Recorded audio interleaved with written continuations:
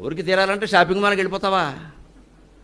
మొన్న ఎవరినో ఇంటర్వ్యూ చేస్తుంటే చూశాను, ఏదో పత్రికలు వచ్చింది, నీకు హాబీస్ ఏమిటమ్మా అంటే షాపింగ్. అయిపోయి షాపింగ్ హాబీయా?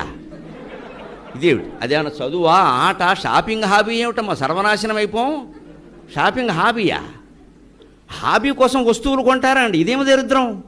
అవసరమే వస్తువులు కొంటారా, హాబీ కోసం వస్తువులు కొంటారా? నాకు మాట్లాడడం హాబీ, మాట్లాడుతుంటే వినడం హాబీ, కుట్లు అల్లికలు హాబీ, పోనీ ఎదుటివాడిని ఏడిపించడం హాబీ అన్నా పర్వాలేదు, కొంత సర్దుకుంటాం. షాపింగ్ హాబీ ఏమిటండి? అంటే కాలక్షేపం లేనప్పుడల్లా షాపింగ్కి బయలుదేరుతావా?